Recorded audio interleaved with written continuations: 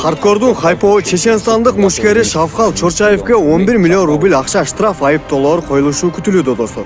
Бул тууралуу Россиядагы эң таанылуу промоушн Хардкор президенти Анатолий Зулянов бул тууралуу акыркы беттештерден соң интервьюсунда айтып өттү.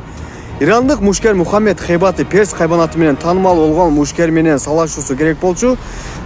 Тилекке каршы достор, бул нерсе болбой калды, өзүңөр билгендей. Салмакка карабастан бул салашууну Анатолий Зулянов бир нече жолу аракеттенген. Перс деле бул нерсеге даяр деген сөзүн укканбыз. Себеби көптөгөн элдер бул билеттерди эки мушкер үчүн гана сатып алышкан эле. Спонсор, букмекерский контролдор, жалпыдан нараазычылыктар жолоп түшкөн Хардкорго карата. Бул айыптын баары Хардкорго жүктөлсө, анда кайрадан айып акчанын баары чечен мушкери Шавкал Чорчаевке түшмөкчү достор.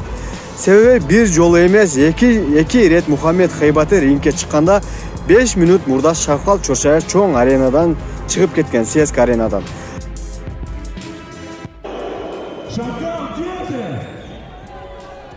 30 минут назад обещал нам здесь рвать и метать в октагоне.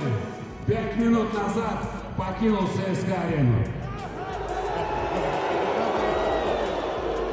Ага чейин жин үстүндө айтылган кептерде Чорчаев эл астында мен таярмын эки салашуудан соң деген сөзүн Зулянов алып койгон болчу.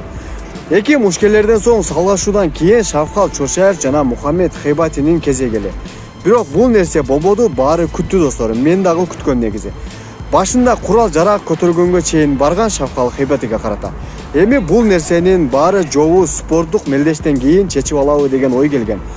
Бирок салмакта 10 килограммга оор болуп весогонка кылган эмес Чорчаев. Эгерде бул сот алдында болсо, боло турган болсо, айкын акыйкат сот болоорун билдирген Зулянов. Мындан ары бул салашуу болобу, болбойбу белгисиз достор. Эгерде болсо кимди колдор элиңерсиздер? Оюңарды калтыргыла, мага окуп чыгуу кызыктуу болот достор. Комментарий жазып калтыргыла жана каналга катталабыз достор. Gide ваш гангстер. Либо фальшивый гангстер, либо он гангстер. Какой гангстер? Вот, я делал весь